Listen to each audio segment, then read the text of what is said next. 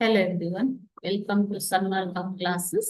ಮೂರನೇ ಪ್ರಶ್ನೆ, ವಿಜಯನಗರ ಸಾಮ್ರಾಜ್ಯ ಮತ್ತು ಬಹಮನಿ ಸಾಮ್ರಾಜ್ಯ ಎನ್ನುವಂತಹ ಪಾಠದಿಂದ ವಿಜಯನಗರಕ್ಕೆ ಭೇಟಿ ನೀಡಿದ ಪರ್ಷಿಯನ್ ರಾಯಭಾರಿ ಯಾರು ಅಂತ ಕೇಳ್ತಾ ಇದ್ದಾರೆ ಮಕ್ಕಳೇ. ಓಕೆ, ವಿಜಯನಗರಕ್ಕೆ ಭೇಟಿ ನೀಡಿದಂತಹ ಪರ್ಷಿಯನ್ ರಾಯಭಾರಿ ಯಾರು? ಆಪ್ಷನ್ಸ್ ನೋಡೋಣ.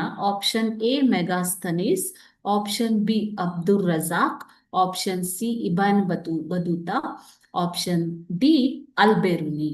Okay,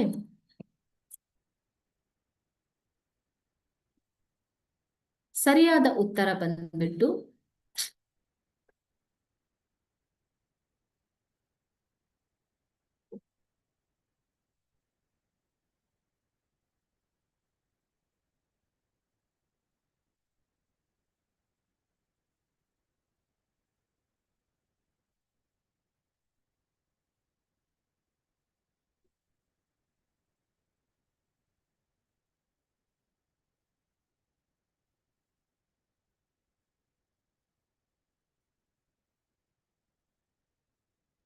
hello everyone, welcome to Sanmarga classes. ಮೂರನೇ ಪ್ರಶ್ನೆ, ವಿಜಯನಗರ ಸಾಮ್ರಾಜ್ಯ ಮತ್ತು ಬಹಮನಿ ಸಾಮ್ರಾಜ್ಯ ಎನ್ನುವಂತಹ ಪಾಠದಿಂದ ವಿಜಯನಗರಕ್ಕೆ ಭೇಟಿ ನೀಡಿದ ಪರ್ಷಿಯನ್ ರಾಯಭಾರಿ ಯಾರು ಅಂತ ಕೇಳಿದ್ದಾರೆ. ಆಪ್ಷನ್ಸ್ ನೋಡೋಣ. Option A Megasthenes, option B Abdul Razzaq, option C Ibn Battuta, option D Alberuni. ಸರಿಯಾದ ಉತ್ತರ ಅಬ್ದುಲ್ ರಜಾಕ್. ಓಕೆನಾ?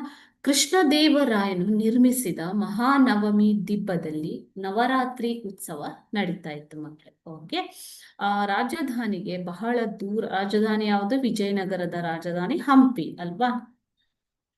ವಿಜಯನಗರದ ರಾಜಧಾನಿ ಹಂಪಿ. ಓಕೆನಾ? ಹಂಪಿಗೆ ಬಹಳ ದೂರದ ಪ್ರಾಂತ್ಯಗಳಿಂದಲೂ ರಾಜರು, ಮಂಡಲೇಶ್ವರರು, ಚಕ್ರವರ್ತಿಯ ಆಜ್ಞೆಯ ಮೇರೆಗೆ ಬಂದು ಸೇರುತ್ತಿದ್ದರು ಎಂಬಂತಹ ವಿಷಯವನ್ನ ಪರ್ಷಿಯನ್ ರಾಯಭಾರಿಯಾದಂತಹ ಅಬ್ದುಲ್ ರಜಾಕ್ ಹೇಳುತ್ತಾನೆ. ಓಕೆ, ಸೊ ಈತ ಕಮಲ್ ಮಹಲ್, ಗಜಶಾಲೆ, ರಾಣಿ ಸ್ನಾನಗೃಹ, ಇಂಡೋ ಮುಸ್ಲಿಂ ಶೈಲಿಯ ಉತ್ತಮ ಕಟ್ಟಡಗಳ ಬಗ್ಗೆ ವಿವರಣೆಯನ್ನ ನೀಡ್ತಾನೆ. ಓಕೆ, ಸೊ ಹಾಗಾದ್ರೆ ವಿಜಯನಗರ ಕಾಲದಲ್ಲಿ ಭೇಟಿ ನೀಡಿದ್ದಂತಹ ಪರ್ಷಿಯನ್ ರಾಯಭಾರಿಯಾರು Abdul Razzaq. Okay, thank you.